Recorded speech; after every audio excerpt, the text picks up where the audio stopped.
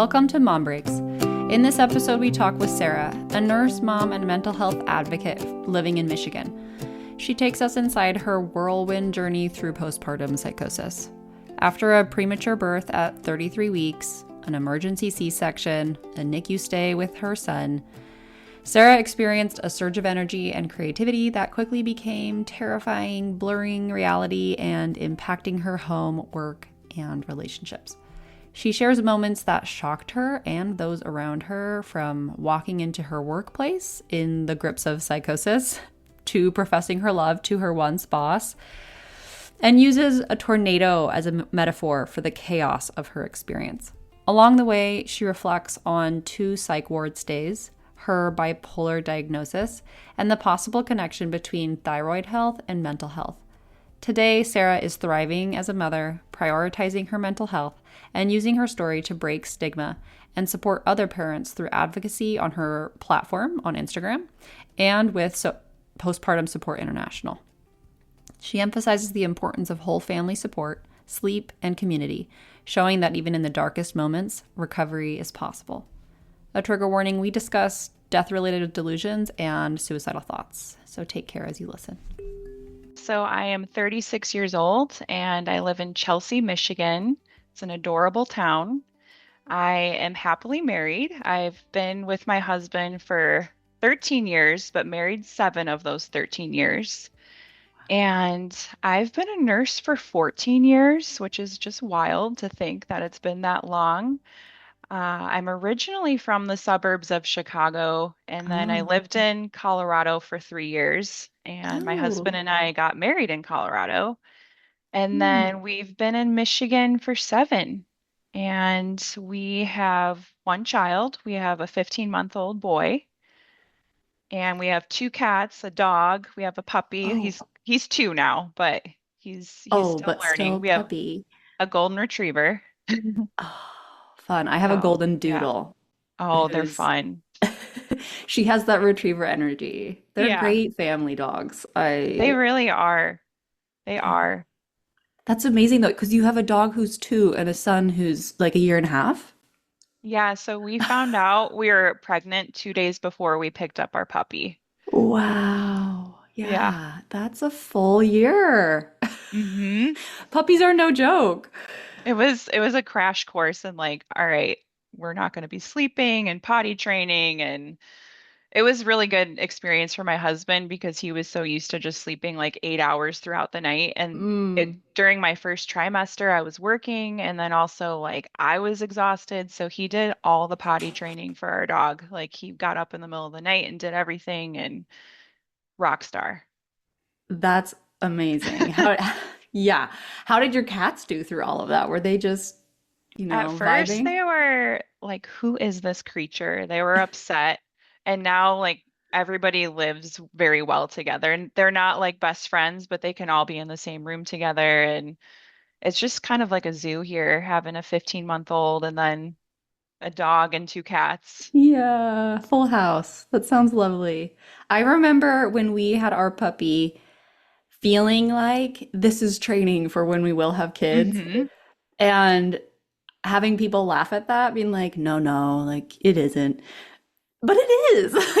It really is because we had so many unexpected things. Like sometimes you'd have like diarrhea or like vomiting and just the constant attention. Like cats are so much easier than a dog. Like Uh-huh. it's it's just night and day. Yeah, the nighttime diarrhea. hmm Just the Yeah. worst. But yeah, you have to Yeah. coordinate as spouses. Like, okay, I'm gonna go home for lunch at work. Like, I'll go walk the dog. Like, coordinating between the two is one thing, but also the nighttime potty training was Yeah. huge. It's a lot. And it was in the winter. So my poor husband was Ah. like out in the snow, out in the colds. Like he Oh, was a in the middle of the trooper. night. Yeah. hmm That's a lot. Okay. Okay. Well, I mean, we're getting some of the life context right now. You Yeah. had a puppy, you were potty training, you were working as a nurse. Can you Yeah. And share more about the year leading up to your experience yeah. with I was postpartum just psychosis? living the life, a very simple, happy life. I was working as an ICU nurse night shift. So that was a little bit rough, but I actually lived within walking distance to where I was working. So I could either Oh. walk or it'd be like a 4-minute drive. So it was the best case scenario of night shift because I live so close to the hospital. Mm-hmm. And I was really developing these great friendships with coworkers, and I was really enjoying being pregnant. It came as a little bit of a surprise. We weren't not trying, but we weren't really trying. And so it was a surprise to us that we were pregnant. I kind of felt like I was infertile at that point because we had been together Oh, for so long and like we just never got pregnant. We had tried before and then just kind of stopped trying, but I never was on birth control. So our son interesting. came as a big surprise for us. It was, like I feel very fortunate. Like I never had to, I never was trying to get pregnant for longer than a year. So I don't know what it feels like for those moms that try so hard and struggle with infertility. Mm-hmm. Um, I just see kind of our son came as a surprise to us, as much Yeah. as we, I guess we weren't on birth control, but I was shocked that I was pregnant. Okay. Um, Okay. Yeah. So, and yeah, your puppy, you were yeah, planning we were like, to, let's get a dog. We weren't yeah. planning on having a puppy and a baby. Um, but I was really lucky. I had such a great pregnancy. Like my first trimester, I was tired and night shift, but I Yeah. I was that person that was probably annoying. Like I loved being pregnant. I never vomited. I That's just was kind of great. like I felt like I was glowing. I had this confidence to me. I was just like, oh, I'm gonna be this mom that can work full time and like rock out like being a mom. And I was already looking forward to the next pregnancy. Like Wow. I had a whirlwind, like beautiful pregnancy. Like That's just amazing. yeah, I feel Um, very, very fortunate. yeah. So you mentioned preeclampsia Yes. developed. Was that like sudden and then you were in the hospital pretty much, or talk to like when did that So start? basically what happened, I had a baby shower thrown by my coworkers and it was Fun. beautiful. My parents came in town from Florida. They live in Florida. Okay. So my mom came in town for the shower and to stay because my dad was going to help us do some kitchen renovations. And that's like when I noticed my mom was having some cognitive changes. She came to the Oh, shower and she was just not herself. She was highly anxious and she almost felt like there was this like glaze or fog over her and she felt very not present. And she was also like acting unusual and asking like weird questions and like her short-term memory wasn't great. So I started becoming, that was the first time I became stressed in my pregnancy was I had this beautiful shower. I was overjoyed and filled with gratitude, but then I was also like, what's going on with my mom? Like I'm worried about my mom. Like she's not acting like herself. So that week a couple 2 days later after my baby shower, I had my first high blood pressure reading at my doctor's appointment. And I was so deflated. I was like, man, I've gone this far with like such a great pregnancy. I'm like, why am I having high blood pressure? Is it because I'm stressed about my mom? Is it because we're having like kitchen renovations in our house, which is like, it was just a lot. Um, so then I had to get a blood pressure cuff and start taking my blood pressures that week, and they weren't going down. Um, and I had a follow-up appointment coming up, but I never made it to my follow-up appointment.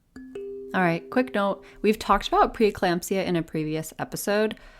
Wanted to just share, since it's relevant here, psychiatrists back in the 1800s were noticing an association with psychosis after pregnancies that had some medical issue like infection, hypertension, preeclampsia, or other complications. But more recent research is inconclusive on these factors consistently predicting risk for psychosis. There seems to be more research exploring an association of preeclampsia and postpartum mood disorders more broadly. One systematic review looked at 13 studies on the topic and found that most, but not all, showed an association between preeclampsia and an increased risk for postpartum psychiatric illness. Only 2 of the studies examined psychosis specifically, and the subset of women who had both psychosis and preeclampsia was quite small due to low occurrence. So, something that could use further research, and something that there is some research that we understand. There's some link. I don't fully know why that would be. Something we should look more at. But yes, this would be something that increases risks for providers to know and be aware of, as far as like proactively and watching for how to support moms who do have preeclampsia. All right, let's get back to Sarah's birth story. I woke up one Saturday morning, and I woke up super early. It was like 5 in the morning. I started writing thank you cards for my baby shower. The animals were with me, and then I felt uncomfortable, and I sat up on the couch, and then I thought I was going to pee my pants, and really my water broke. So I made it to the bathroom. Luckily, my dog was playing really loudly with his toys. So my mom was upstairs sleeping, and she came down and she's like, "What's going on?" And I'm like, "Mom, get Dylan right away. Like, we got to go to the hospital. Something's happening. Like, I think my water just broke."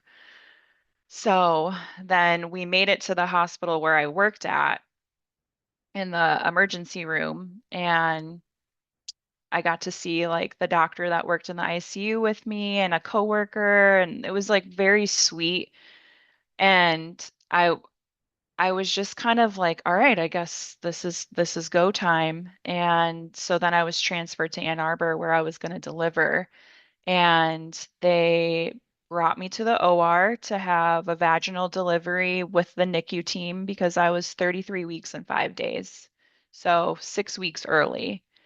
And my first push, and the doctor alerted the team that there was a cord prolapse, um, which was very alarming. They activated level 1 trauma, and my husband was with me in the OR, but then he was immediately pushed out because there was Why? it was an emergency. So they had to like get Oh. me to the OR table.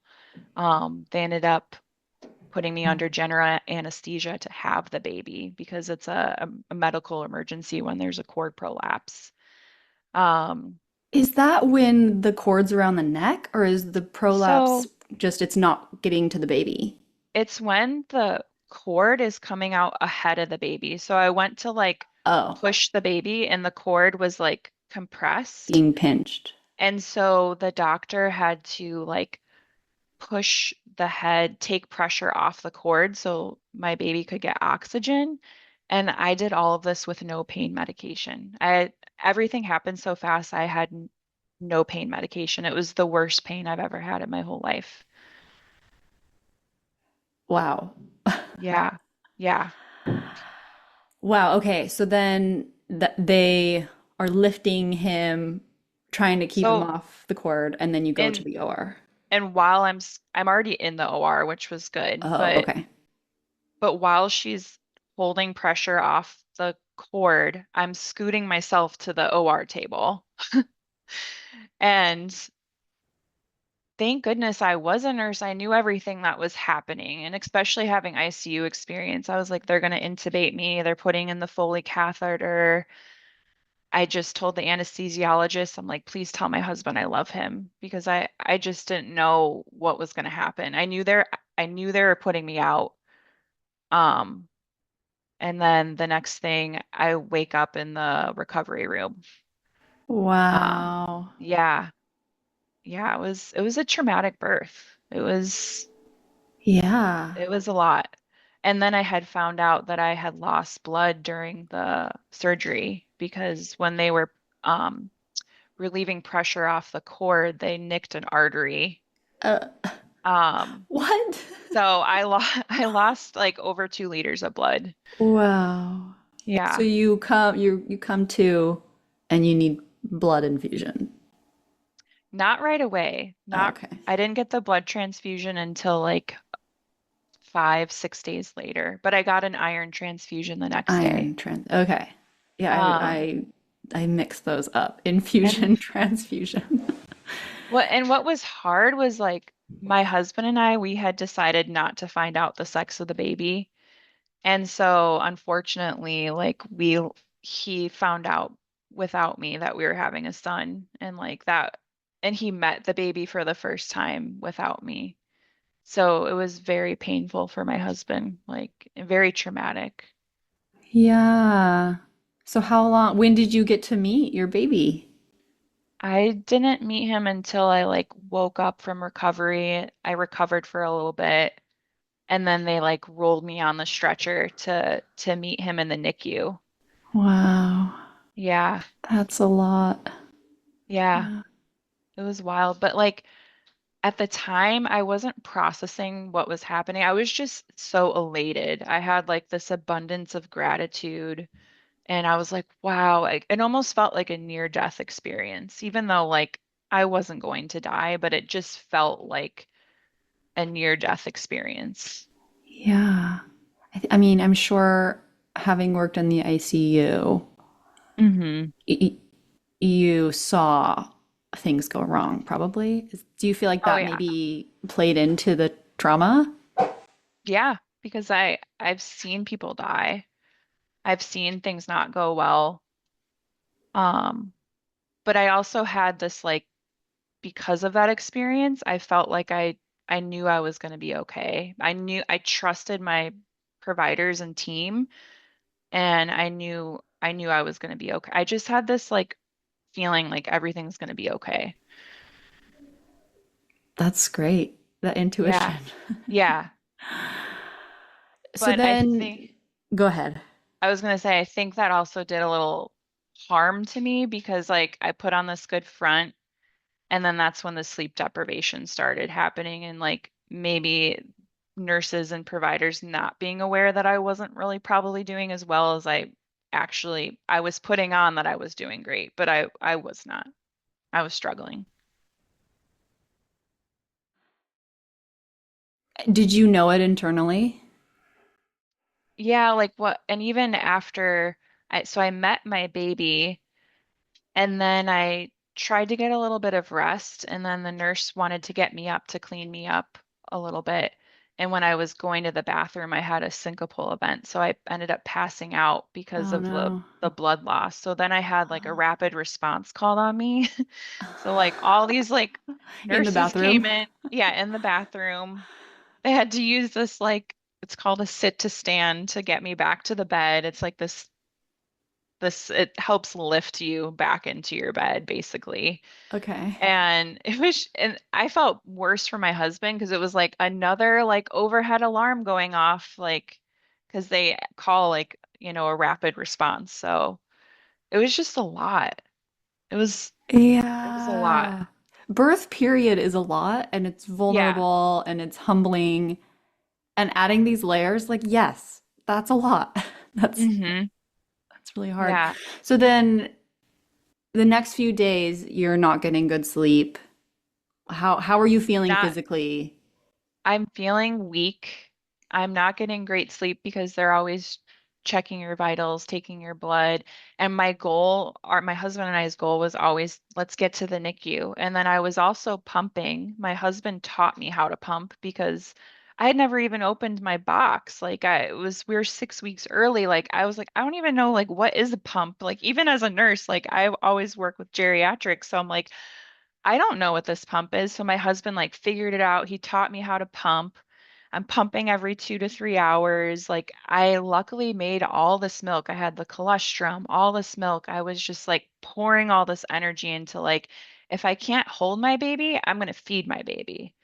So, but that led to sleep deprivation because we weren't sleeping. Like we were just like this adrenaline from the shock of the trauma of the birth. And then like our son's in the NICU and then we're trying to figure out breastfeeding and pumping and it was a lot. Yeah, because you're also a patient and you're getting checked through the night. Hmm. But it sounds like you were also on a timer of pumping as Yeah. well. Hmm. Oh, And recovering from a C-section, like you're pretty sore. Um, uh-huh. For a while, I was just using a wheelchair to get around because of the blood loss. I think I lost like my hemoglobin went from like 14 to 7, so that's like 7 points lost. Like that's a significant, and they were teetering on like, should we give her a transfusion or not? They decided not to, but days later, I ended up getting 1 unit of red blood cells, which really helped me because I was feeling really low energy. That's great.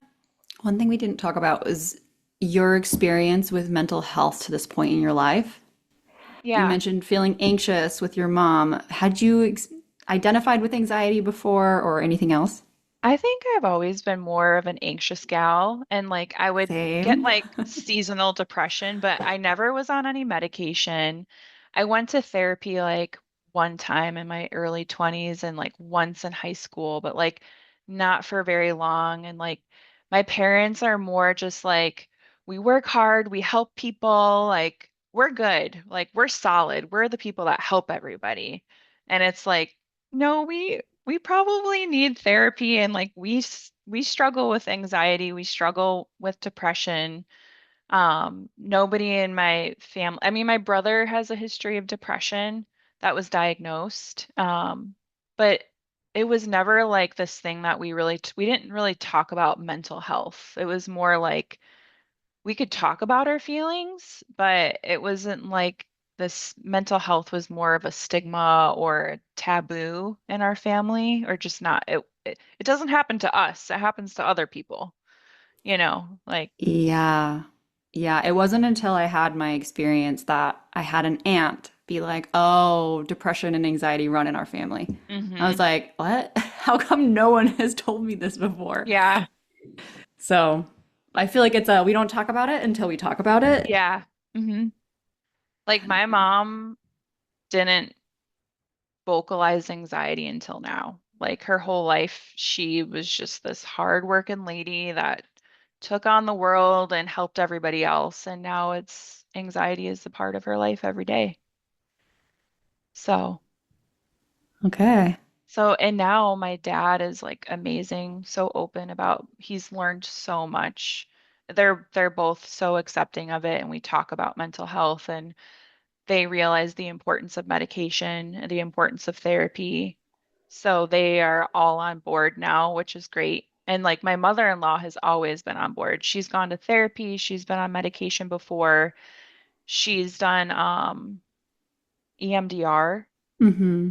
and so my mother-in-law is fantastic. Always really really proactive with her mental health. So she's been Mm-hmm. a good example for me. Did it feel like your experience with psychosis helped your parents be more willing to accept their own mental health? Yeah, I think if anything, I think it's more willing to accept that my mom has cognitive changes. There's not like an official diagnosis of dementia, but I think we're getting to the point that it's pretty clear that it's dementia.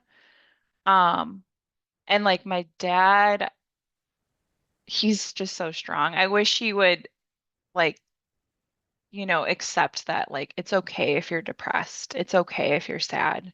He's still a little like with his own, he's a little bit he's a survivor, and he's kind of feels like he has to be the caretaker, and like so we're working on my dad like being like, are you okay? Like, do you need to talk about it, Yeah, Um, there is, I don't know his field, but there is some pretty clear research on if he's already taking on caregiver duties for your mom, like mhm. those people are vulnerable to mental health. Like Yeah. they need support. So if he needs, some Yeah. research papers to be like, hey, by the way, it's okay for you to need extra support right now, hmm that's And that's there. what's interesting with my psychosis is like it's very tied into like alarming and wanting my parents to get help.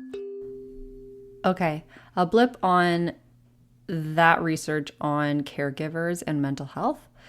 There is an umbrella review that I will link in the show notes that looked at the relationship between caregiving, informal caregiving, which is like unpaid responsibilities to support someone who is not able to support themselves because of chronic illness or physical inability, etc. So they found that 33% of caregivers experienced depression and 35% experienced anxiety. So 1 in 3 experience depression, 1 in 3 experience anxiety, and then nearly 1 in 2, about 50%, experience caregiver burden. It's something they're talking like having, weight and burden on you from your caregiving duties. These are high rates and shows how caregiving can take a toll on your health generally and particularly mental health. The intense nature of caregiving can cause you to neglect your own physical and emotional needs and heighten risk for burnout and depression and anxiety. Particularly if you think about, you might be more limited in your ability to go socialize, so limited social connection and also potential strain financially from healthcare costs. This same umbrella review looked at subgroups within these categories of people, experiencing different mental health issues. And they found that these mental health challenges were consistent across genders, across types of illnesses in the care recipient, and across geographic regions. So the strain of caregiving affects everybody, regardless of where you are, what type of person you're caring for, and across genders, men and women alike. So clarifying that this is not including parents. This is informal caregiving, more like elder care or caring for an adult child or something like that. So check in with those who are taking on those types of caregiving duties. A quick call, a meal, or simply asking how they're doing can go a long way. Now let's hear how Sarah would describe postpartum psychosis. There's ups and downs. With mine, I had mania, and at first it felt like, wow, I'm floating on clouds. And then it got very dark and very scary. And it is a loss of reality. It's it's frightening, and it it like it's like a tornado. It comes in really fast, and then it just like swirls around, like messes up your life, and then it's like bye. And you're like, now you're left with all this cleanup. That is a perfect analogy. Yeah, it felt like a tornado for me too. Very Hmm. sudden and surprising and bizarre, and then it was gone. Hmm. Hmm. Yeah. And then you're just left with all these pieces to pick up. Yeah.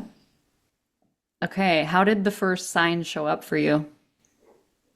It started, so we stayed at there's a hotel at the hospital, which was so nice. So when my son was in the NICU, we stayed at the hotel so we could like get to him really easily, and especially with like pumping.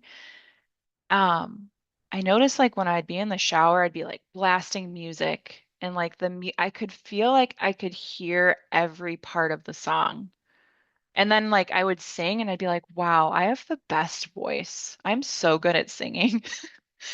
And then I would dance in the room when like no one was in, if my husband was with the baby, I would just like be so into music, and then very into like spiritual connections. I was like, oh my God, there's a heart cloud and there's a rainbow, and like very like at first it was like very happy. Like I just felt like I was floating on clouds, and music was I would listen to the same song over and over again. So for my husband, some songs are very triggering for him because it's like this isn't a good version of Sarah. Like that's when things started like turning, when I would listen to this song over and over again. And then finally, it was like day 10, and our son was discharged from the NICU, and we came home, and our house was, we were completely not prepared. Like, our kitchen was under renovation. My dad was trying so hard to finish our kitchen. We didn't have a baby room set up. Like, we had just had our baby shower. I didn't have a diaper bag. we came home and I just wasn't acting appropriate. Like I came home and instead of being with my baby, I decided to sit on the driveway with my dad. And I saw my neighbors and I'm like, hey, I had a baby. And then I'm telling them my whole birth story. And I'm telling my dad, like, oh, just so you know, Dad, I reached out to all your siblings. I had my brother reach out to all your siblings and let them know that something's wrong with mom and you need help. And like, just like super hyper verbal talking at my dad. I don't, my dad was probably just like, what is going on? Like, I think he thought like, Sarah has this like profound feeling that she's has the second chance at life. So he was just kind of like letting me do my thing. And then that night I didn't get any sleep. The next morning my parents, they were staying at a hotel, so um they came in and my mom really wanted to hold our son and I was like, "Okay, you can hold him." And we were trying to get ready for his first doctor's appointment. And my husband was out getting coffee and breakfast for us. And then I turn over and my mom is sleeping holding my child. And I just freak out because in the NICU, they're like, no sleeping while holding this baby. And it's like 9 a.m. So I'm like, Mom, why are you sleeping holding the baby? And I just freak out and I go, Dad, mom needs help. I was like, we need to get mom to the doctor right away. And my dad's like, we're not in Florida. Like we can't just go see a doctor and like we have an appointment, but like we will get your mom to the appointment. And then him and I just start going at it. And I kind of was like, why weren't you there for me? Like, where were you guys? Like, what's wrong with mom? Like, I started like really freaking out at them. And then we had to rush to his doctor's appointment. So when we went to the doctor's appointment afterwards, I got in the car and I was like, Dylan, to my husband, I was like, my parents are not allowed back in my house. Like, you have to kick them out. And Dylan just kind of like went with it. He was like, okay. And it created a lot of tension between my parents because I'm so close with them. They were like, what is going on? And my mom is, out to lunch a little bit. Um, so that's when the paranoia started sinking in. I got really scared. Like I was like screaming in the car. I was like, don't let my dad come back in the house. And then when I got home and my parents left, they had to like gather their things as fast as they could. It was so sad. Um, when I got home, I was home and I was like, where are my cats? Where are they? And then I was like, my dad killed my cats. I was convinced that I was like, my dad killed my cats. Like, how dare he? And then my husband went to the hotel because my mom had forgotten her medicine and she has like blood pressure and cholesterol medicine. So when my husband took the medicine over to the hotel, I was like starting to have these terrible feelings. I was like, my dad is going to kill my husband. Like, that's it. Like, he's going to murder my husband. And I'm like, have no shirt on. I'm like breastfeeding my baby, just sitting there, like rocking back and forth, being like, my dad is going to kill my husband. And then when my husband came back, we have like a lock pad on our door and it like makes a noise when the door unlocks. And that noise went off and I just scream. I'm like, I just like the noise startled me. And then my husband like tried to calm me down. I was so upset. Like I ended up calling my Aunt Donna. I was like, I'm mad at my parents and like texting my brother, like, if my dad sets foot on my property, I'm calling the police. And so then I hadn't eaten all day. I wasn't like, my pumping schedule was off. I ended up having my husband call 911 because I thought I was having a stroke. Like I couldn't really get up and move. I felt numbness and tingling. My blood pressure was super high. Really, I was having a panic attack, like a full-blown panic attack. I had never had one in my life like that. I don't think I had ever had a panic attack before.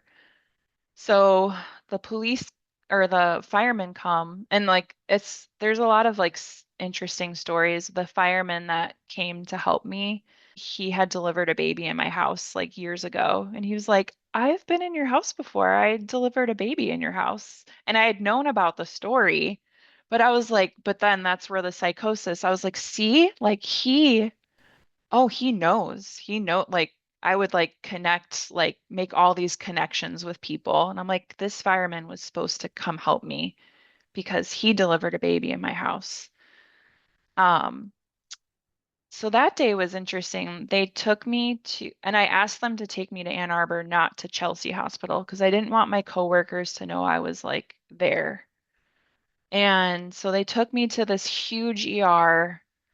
And I just felt like I was like lost in the shuffle. I kind of felt like I could hear them talking about Haldol and like I was like, they think I'm crazy. I was like, they think I'm crazy. Like, I'm not crazy. I'm having a stroke. And um they never gave me Haldol. My blood pressure was okay. It was a little high, but like I also was very upset. And they ended up discharging me with a pamphlet on postpartum depression. Like they're just like, and then this was interesting because the case manager talked to me. I wasn't asked if I was having like paranoid thoughts. The case manager was making sure like everything was safe at the house. And I told her, I was like, I just want peace in my home. And she goes, you're never going to have peace in your home. You have a child now. And I just remember feeling so deflated. I was like, I felt so misunderstood. I was like, there's something wrong. I'm having a like I just knew something was wrong, but I couldn't put my finger on what it was. And again, like with this timing, my best friend was driving out from Chicago to come hang out with us, and she's a nurse. She's actually a charge nurse in an ER. So she came to pick me up from the hospital because Dylan was with the baby. And she was just so kind. She was like, where's the pump? Like you guys never brought her a pump. She's been sitting in this ER this whole time. She's like, get my friend a pump right now. Like I was just leaking breast milk everywhere. Like no one had brought me a pump. And then my friend, like we finally went home that night and they were trying to get me to go to sleep and I was having like the hardest time sleeping and I was so frustrated still with my dad. And I finally went to sleep for a couple hours. And Dylan was downstairs with the baby, sleeping next to the baby, and he saw that the lights turned on. So I probably had only slept for a couple hours. The next thing I know, I'm taking stuffed animals and toys from my child's room and putting them in my bed. Like, I don't know why I did that. And then I was like, I made like a shrine on my nightstand, like all these things that meant something to me, jewelry, photos, little knickknacks. And I was just like making these little shrines. It's very weird. And then I was like fixated on like a picture because my son is named after our lovely friend that passed away, but also a golden retriever dog. Our son's name is Mickey. So there's this dog that I grew up next to as a kid named Mickey, and our friend that passed away was named Mickey, so we named him Mickey. Oh, And that's so I lovely. had this I had this picture of me and Mickey the dog, and I was like, I need to find this picture. So I went in the basement and found this picture, but then I found all these other photos and letters that my mom had written me. So I'm like gathering these photos, family photos, like I bring all these photos upstairs and like my best friend Amy was staying with us in the house and then Dylan and they're just like, what is going on? Like, so I'm just like going through these photos. Also, to add, there's so much to the story. I thought that food tasted metallic, like everything tasted like all food tasted metallic. I couldn't eat. I was like, everything tastes terrible. I'm not eating. And Yeah. then I also thought my breast milk was toxic.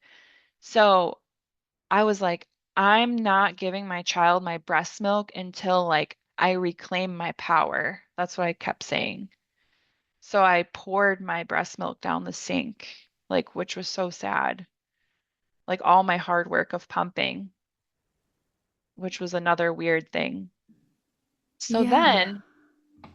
then I have my best friend and Dylan hang these photos, pictures of my family, of like grandparents that passed away, my mom's best friend that had passed away. I was like, you need to hang all these photos in the living room because this is where my dad and I fought. And I was like, we're going to bring back positivity into this room. That was my thought. And I was like, my mom was obsessed with like the Today Show. And so this is where like my mom starts coming into my psychosis. So I was like, I'm going to get on the Today Show and I'm going to tell everybody about like, we're getting my mom and I help. Like, I was like, we're reclaiming our power. Like, I want my mom to know, like, I'm helping her and I. Like, I started like going into like, where this is Operation Get My Mom and I Help. Like, so I was like, we're gonna have all these photos, and then like the camera crew's gonna come in and like film like all these photos around the room, and like we'll be on the Today Show. Like, just wild. I love that. I mean, that's just part of your mom's persona, and it was Yeah, very there. yeah. Hmm. So then I start getting upset because like my best friend and Dylan were like, Sarah, you need to pump. Like, and I was like, no, I don't. Like, I was just like, I was like, you guys are taking advantage of me. And they're like, no, like it's really important to you that you said like how important like pumping is to you and for Mickey. So they were trying to like preserve my love of wanting to give my child breast milk. And then I was just so like frustrated. I remember they were in the kitchen and I was like, I can hear you guys talking about me. Like I felt like, okay, now they're against me.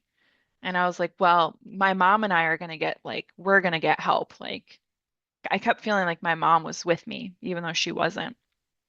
And so there were four pictures that fell down in the room, and there was one of my grandma, one of my great aunt Rose that passed away, one of my mom's best friend that passed away, and then one of me and my mom. So I look at these photos that fell, and I texted my sister-in-law, and I was like, why is it only the dead people want to help me? I was like, nobody else, because they had, like, except for my mom, it didn't pass away, but everyone else in the photo had passed away. And I was like, only the dead people want to help me. Like, this is really sad. And my sister-in-law was like, what? Like, she's like, she doesn't even live in the state. I felt like it got really complicated with me messaging people. So my friend Amy goes grocery shopping, and then this is where it gets like in out of a movie. I start like putting these photos and letters in a bin, and I was like, I'm getting my mom and I help. So like I've got compression stockings on, pajamas, and I start going out the door, and my husband's like, where are you going? I was like, I'm going to the ICU and my coworkers are going to take care of me. And Dylan's like, no. And then I just like start yelling and like luckily my neighbors drove by. They're like, "Hi." And I'm just like yelling and looking like wild. And so my husband like runs over to the neighbors and is like, they're like, can you help with like Mickey, our son? Like my wife needs help. And as soon as he goes to talk to the neighbors, I start running and like walking super fast to walk to the hospital. Cause like I said, I could walk there. And then my husband gets in the car, pulls over, finds me like I had already made it pretty far. And he's like, I'm going to take you to the emergency room. And I was like, okay, you can take me, but you have to let me walk in by myself because like I need to walk in with pride. Like, so psychotic. And so I walk into the ER with like super standing up straight, have my bin, and I go in there and I go like, I'm checking myself in. And then the ER lady or the secretary is trying to get my information, and the ER door is open. And so I bust in there because I've gone in this ER a million times to get my own patients when This I was was working. this was your hospital. The hospital I worked That at, yeah. okay. Okay. So I go in there, I walk into the ER and I'm like, where's so and so? Like I'm listing off PAs that I work with. I'm listing off coworkers. I put myself into a room. I start hooking myself up to a blood pressure cuff. I try and put myself on the monitor, and then a security guard is like, Sarah, you're gonna need to get out of this room. Like, what are you doing? And my husband, like, he like ran in and told, like, he's like, just be gentle with her. Like, she just had a baby, and like, like she has an open C-section wound. And luckily I wasn't mean to anybody. I just was like, my coworkers are going to take care of me. And so they took me to triage and I'm just like blasting Lady Gaga. Like my mania was wild.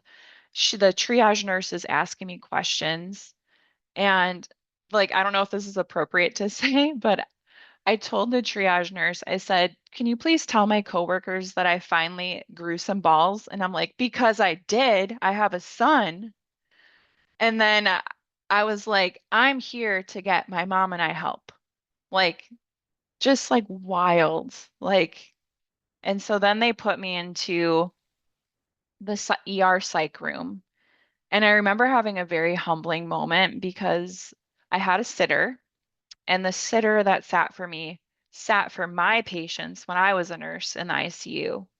And then that's when I was like, I I'm not okay. Like I'm the patient now. Like it was very, very like humbling. Interesting. So for you, that moment was I need help. Like I'm getting That help. was like they say like psychosis waxes and weans. That's like I had a moment of clarity being like, I'm the psych patient now. Like it was hard. Um and then it's layered because I was then transferred to Ann Arbor, and my doctor there actually was the head of the ICU where I worked in Chelsea. And so he asked permission. He's like, "Sarah, can I treat you?" And I was like, "Yes." I think I told him I loved him, which was just in my psychosis. I was like, "Yes, I love you. Like you can take care of me." Um, but then I was glad that I had him as my doctor because he's amazing. But the ER psych hold in Ann Arbor was terrifying. Like it was so noisy. Like you don't have anything in your room. Like I was just so confused. I was so confused about where I was and what was happening. And I was so sleep deprived, and like I just it felt like a nightmare. It truly felt like a nightmare. And then that's when they got me to the general inpatient psych unit. And that was a really hard transition. Um, because I just was like, where am I? Like it took me a couple days to like realize where I was. Um, and it Yeah, so I hope I've described my psychosis journey to the psych unit. It's You very have lengthy. you have hit all the things organically. So yes, I thank you for sharing all of that. And just want to validate, I also made a scene in front of my neighbors. I also made a scene in the ER. Uh-huh. And I even made a scene like waiting to get put into the psych ward Uh-huh. where there was another patient waiting for a bed, and we like fed each other's paranoia, not paranoia, Yeah. like each other's delusions. Like we were building on each other's psychotic state, Uh-huh. and they left us alone in there, like Oh my me gosh. and this man. Oh my gosh. And saying you grew balls is accurate. It is accurate. You literally did. So, I did. I actually did grow them. And it's funny because I was kind of shy. Like I'm not now I'm not shy at all, but like I was a little bit still like reserved at this job because I was only there for like 2 years, and like so like it was just so funny that I was like, and let my coworkers know, like I have balls now. Like so were you a music person before? Like, have you been into singing and yeah. Like okay. I'm not like a professional singer, but I love theatrics. I just love to be theatrical, and I love music, and I love to sing. And my husband's a musician. For Oh, like his side gig is he's a guitar player. So music is always a big thing in our house. uh-huh. Okay. Yeah. Would you say there are any other themes or patterns that came up in your I guess hallucinations? I forgot to mention, like, I guess I did mention, I really felt like my ancestors were talking to me, like through the photos. I felt this like spiritual connection between my ancestors and nature, and like just finding meaning between like everything was connected, you know. Definitely. That was a big theme. Everything's connected, and nature and my ancestors, and Yeah. That's beautiful. And Yeah. yeah, I had similar themes. Okay, you already shared a bit about one follow-up question on your first ER visit. What did they send you home with aside from the pamphlet? Nothing.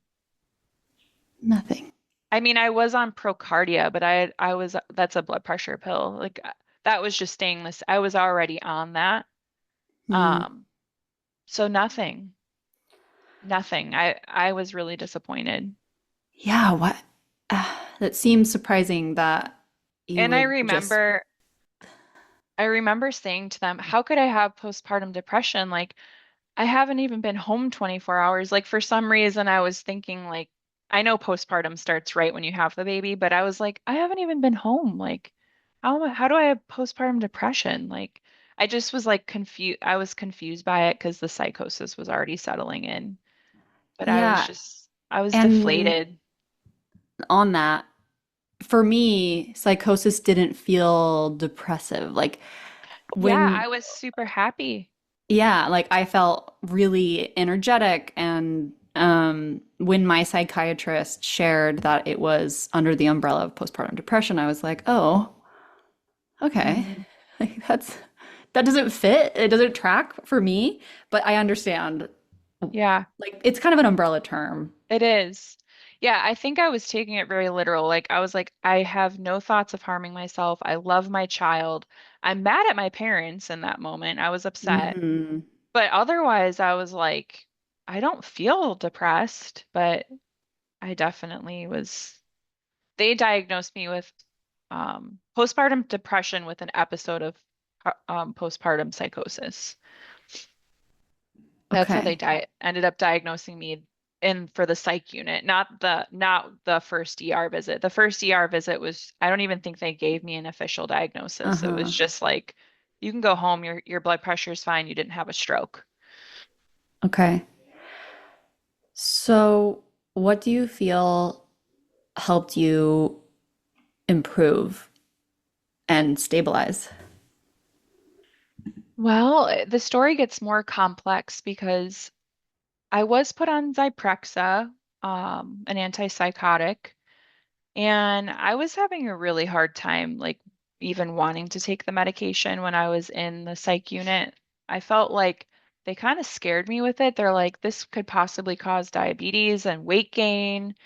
And like, I just didn't really understand it at first. So it took me a couple days before I took it. Um, but I definitely think the antipsychotic helped me. But the only thing was it did make me very sleepy. So when I did go home, I was worried about how am I going to go back to working night shift. And like I was so passionate about like I have to get back to work. Like I am going to be such a great nurse now with all this experience.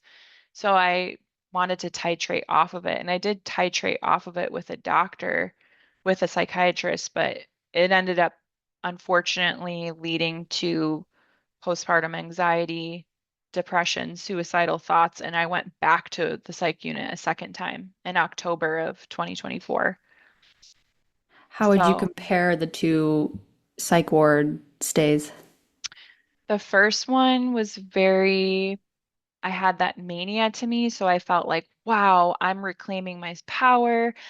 I did it. I'm so proud of myself. The second one, I almost felt like not that they felt like this, but I had a feeling that they were like, oh, here she is again. I felt like they didn't really know what to do with me. I was so depressed and so not myself. It was such a horrible stay. It traumatized me for months. I remember like you'd have to write like your goal like every day, like in group, like what's your goal for the day? And I remember saying like I don't have a goal for the day because I was so depressed. And the activity coordinator was like, well, Sarah, you don't want to come back again. So like you need to have a goal. And I was just like, I I literally like and that's what's so hard is like you don't have your child with you. I was in a general psych stay, so you don't have your child with you. I had several comments that just like ripped me apart, like nurses being like, I can't imagine being away from your child. It was gut-wrenching. It was like it was really I just that's where I'm so passionate now about like advocating because like we need more education. It was such a horrible stay for me the second time. It was just so traumatic.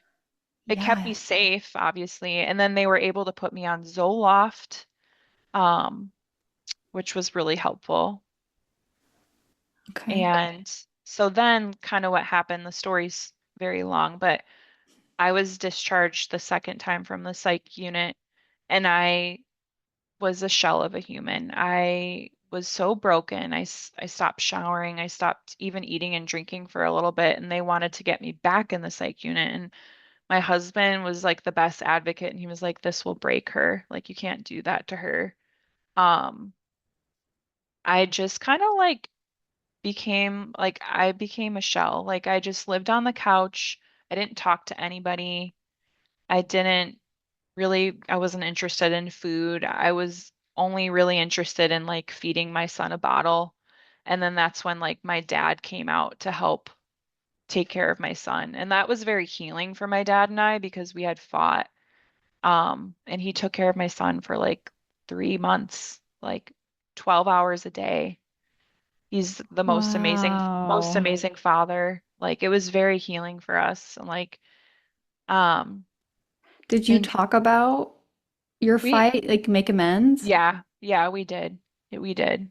Um, and in December, so that was October, and then in December, because I still was so depressed and like in this state, they diagnosed me with bipolar disorder.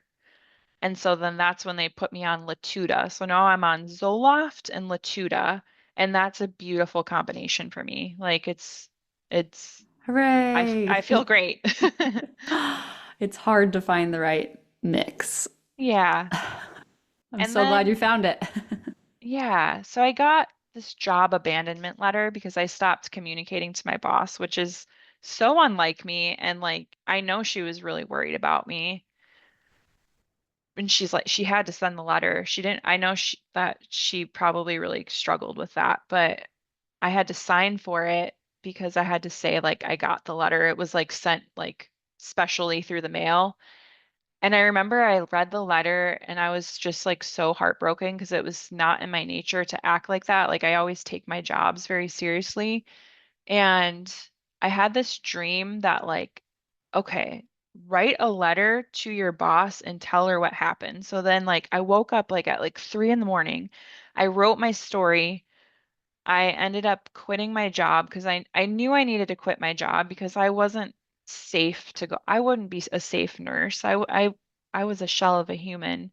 So I ended up quitting my job and I told my boss, read the letter to my coworkers. So she was amazing. She read the letter in a staff meeting to my coworkers and my my coworkers mean I hope they know like how much I know that they know that they mean so much to me because like they did so much with the baby shower and like that's what the hardest part was is like I wanted to go back and show them like I'm going to be a badass ICU nurse and like I'm so in love with this community and like I felt like I was disappointing them, but I know now that quitting the job was the best thing I could do for my son and I. And like I will get back to nursing, but like I needed to do this for myself and my son. Yeah, you can be part of that community while taking care of yourself. Like Hmm. give yourself And time. I want to say that first and foremost that I come from a place of privilege. I'm a white female. My husband is working. My family, my dad and my mom help us out financially right now because I did take such a big pay cut. Like I was the breadwinner in the relationship. So they do help us out right now. So I come from a total place of privilege where there's so many people that don't come from that place. Um, so I always want to like acknowledge that. And I don't know where I was going with this. I just wanted to reflect on that and say like I have had all these opportunities to have a good outcome because I come from a place of privilege, but I've had to educate myself a lot. Like, I didn't know about Postpartum Support International until I found out about it through Instagram. Hmm. Once I found out, so I quit the job. then I was like, all right, Sarah, you're gonna take it one day at a time. And like I started taking care of my son full time. I started showering and like eating properly again. Like this is like months in the making from like January, and now I'm doing great, but like from January to May, that was like a huge, like so many changes happened from January to May of 2025. Like literally like even like changing a diaper, like the whole like it was just a lot. And like I love it. I always knew like motherhood was for me, and I know I'm a great mom. It just I needed to heal. I needed to take back my story and not have so much shame. I had so much shame. The second psych stay made me feel like I'm an incapable mother. And that's where I'm like, we need perinatal mental health advocates and more facilities and like a perinatal psych facility. I know there's some out there, but we need more. Um, Yes. Yes. Well, and even from your birth experience, having more care focused on mom mhm. to support you in processing, Yeah. like let's start there or even Yeah. before then. But what do you wish would have been different? I really wish that I would have been able to have my child and my husband with me. Mm, I wish that I wish the focus when my was discharged was on baby and husband. Like instead, I did go to a partial hospitalization program, which was great. But what I think I more so needed, because I had such a newborn, he was only a couple weeks old, I needed a doula. And I needed that focus to just be on our family unit. Like I felt like my husband and I were just separated. It was like, all right, Sarah goes and does her mental health stuff, and like yeah. I'm stuck at home with the baby. Like he was pretty isolated himself. How amazing Like, would that be to have a night doula being part of your treatment? Because you're yeah, sat home and you have a baby who needs to be awake through the night. yeah, it would have been nice and even just like because my mom's cognitive decline, I didn't have like my mom teaching me how to like how do I do like I needed a doula to be like, all right, this is what you do. And like my mother-in-law is fantastic, but I needed additional support and somebody to support my need of a mama. Like my mother-in-law is amazing, but she's not my mom. I also needed like a mom that would like take over my mom's place. Like, Yeah. like I just wish that we would have had more help in that regard. And learning across the And I think that would be generations. like really great to have like be that part of a care plan. Like, all right, you're gonna have a doula be a part of your discharge program. Yeah. And like I want the focus to be on baby and family. But also mental health. But like I just felt like I was such in this general population, but like really what I needed help with was the perinatal part, like Hmm. and really like fueling my confidence as a mom because I was kind of made to feel like I wasn't a great mom. Yeah, same. Yeah. Mhm. How did this experience change you? This experience has made me a better person. As traumatic as it was, I am authentically me. I'm even a better version of myself. I think I've always needed to be on some medication for anxiety, and now like I feel like a more improved version of myself. I feel very strong. I feel like I have a lot of life experience that I didn't have before. And again, I always like to talk about privilege. I'm a survivor. I'm here.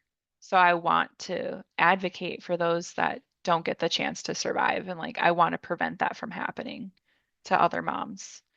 Um, I feel like I'm excited for my present and future and to see what happens in my career because now I'm like really passionate about mental health. I am excited for your career too. See what you'll Mhm. do. How how would you describe your long-term recovery? What else has helped you in the last year? It's a process. You have to take it one day at a time.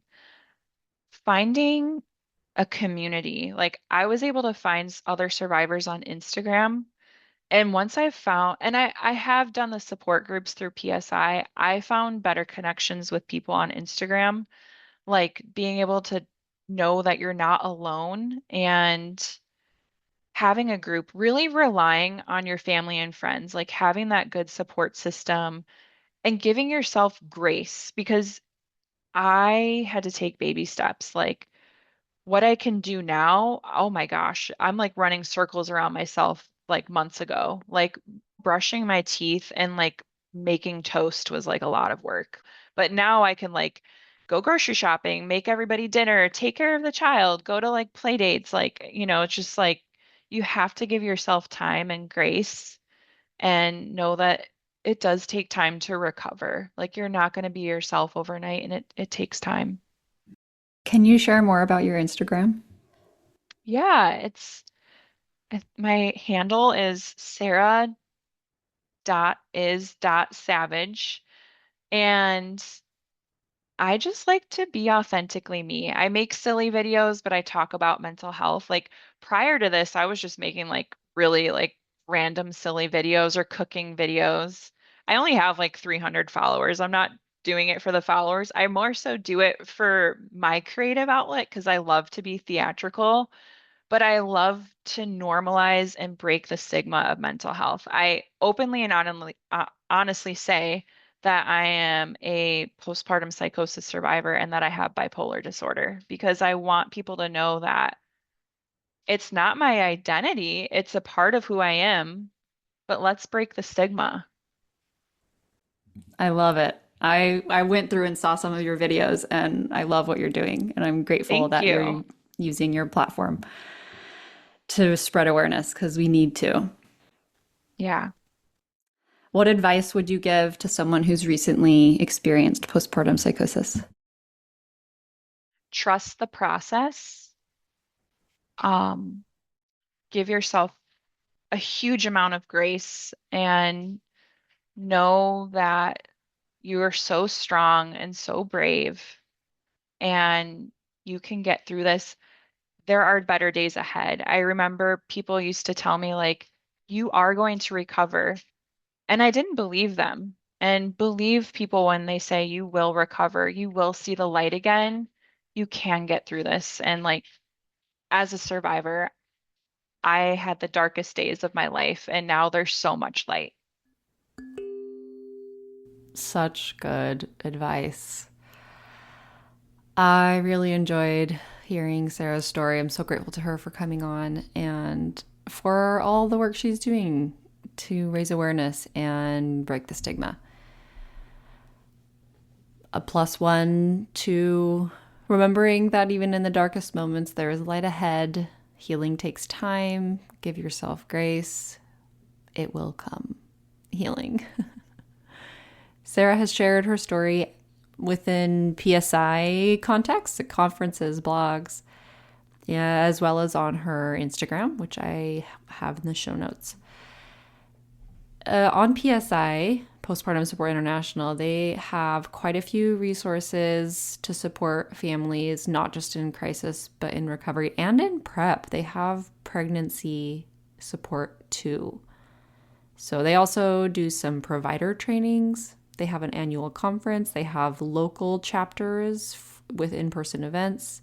They're building a global network of understanding and care, and anyone can engage at the level that they want. That you can learn through their webinars and online resources. So that is a great place to find more information and community. They have a hotline if there is a crisis, and then they have free support groups. They also have a peer mentor program where you can be matched with someone who has navigated similar life experiences, including postpartum or pregnancy experiences, NICU babies or twin multiples or certain PMADs. So check it out if you are pregnant or postpartum and could use support. Look into that. Both Sarah and I talk about how lovely it would be to have a treatment plan that looks at the whole family, that looks at your partner, supporting their their recovery and treatment plans that go beyond just medication, with practical supports, rest, with overnight doula care, or just specialized therapists or PMAD trained doulas, communities of women helping women. Sometimes what heals us most is sleep, shared care, and being seen. As Sarah and I wrapped our conversation, she shared some wonderings about why she would have developed bipolar only after her pregnancy later in life. She also shared how she had managed hypothyroidism in the past, and I wanted to fold in a 2011 study that looked at a woman who had autoimmune thyroid disease and found that they are more likely than healthy controls to experience first onset postpartum psychosis.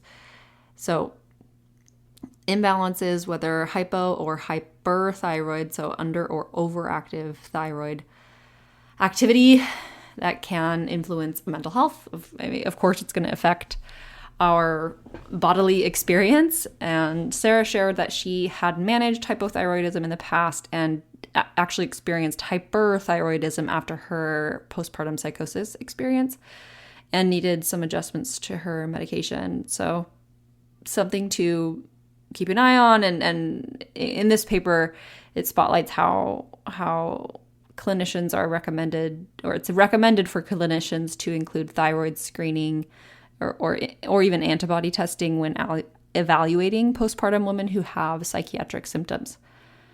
So it's a little different, but also important. Go to your regular check-ins with your OBGYN, your primary care doctor, a psychiatrist, and get the blood work done. Get a pulse on how your body's doing, and you can catch issues with some of those checkups. Take care of yourself. Also, I've linked the study from Mass General. I've linked it in a few episodes now, but I'll mention it again here because it relates to some of what we talked about. So while postpartum psychosis often overlaps with bipolar, it's not always the same thing. Some can experience a single postpartum specific episode. They kind of coined the term pure postpartum psychosis in this paper. So where it's only in the postpartum period or the perinatal period, and others can have ongoing mood episodes, and they address how this can be difficult to know, and we don't really know how to know who needs long-term mood stabilizers versus those who may not. So, what's recommended is to just do mood stabilizers, from what I understand. But they cite another study that shows how 2/3 of women don't experience another major psychiatric episode in the 4 years that follow their first postpartum psychosis episode. So that's a pretty encouraging stat. And they also talk about, for future research, to the idea of looking more broadly at depression, generalized anxiety disorder, and suicidal thoughts beyond bipolar cohorts to help us understand the full spectrum of postpartum psychosis and recovery. If this episode resonates with you, share with someone who would appreciate Sarah's story. And you can check the show notes for some of the PSI resources I've mentioned, for Sarah's Instagram, and also the studies that are referenced. This is Mom Breaks. Be kind to your mind. Thanks for listening.